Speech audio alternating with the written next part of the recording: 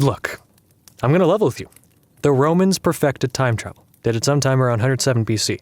Somehow, between reorganizing the army and becoming consul, Marius found the time, no pun intended, to develop mass, practical chronotransit.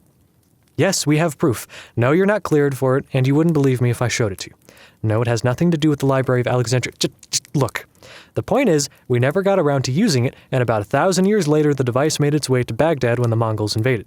You haven't heard of the great Mongol time armies because Genghis didn't see too many applications for the thing. Took too long to figure out how to operate for one, and besides, why mess around with barbarian technology when a horse would take you anywhere you wanted to go?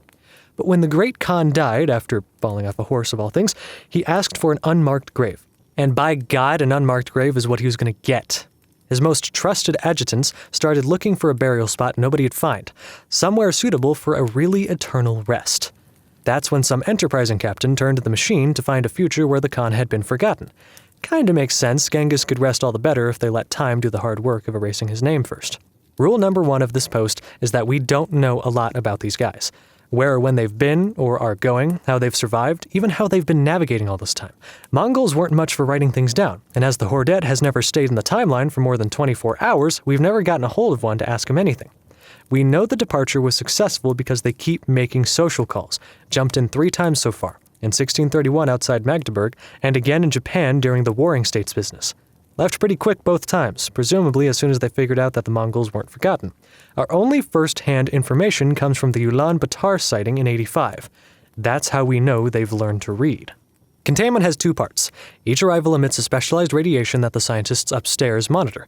If they manifest, an MTF will go and check things out. But don't hold your breath. Second part is keeping Genghis' memory alive so that they don't stop roaming. That's where you and I come in. We're low-key. It's accounting work, really. Sponsor a blockbuster here, fund a grant there. We've got about $20 million in our endowment, but don't let that go to your head. Director Sarandrell informs me that upper management would love to give us the axe, liquidate our budget and assign the case to general monitoring.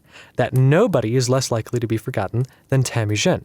Maybe they're right. The Foundation deals with 100 critters a day more likely to do more damage than the little horde that could.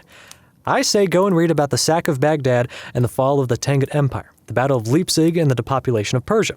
Not to mention the destruction of Magdeburg, which I know our boys had a hand in even if there are no records of it. You ask me, it's not the public we're here to remind. Eventually, the horde is going to stop. If the machine doesn't break, they'll find the oblivion they're looking for, or get tired of wandering and stop anyway. Think 200 Mongols couldn't cause too much trouble anyhow? Remember, we're talking about 200 of the fiercest and smartest of the Horde, which conquered everything from Korea to Kiev, who broke empires with bows for their Khan when he was alive, and are journeying hundreds of years for him now that he's dead. Who have no fear of the future and know just what our world has to offer. We have 500,000 loyal soldiers waiting back in 1227 and access to a time machine. You think they'll just go on home after a trip like that?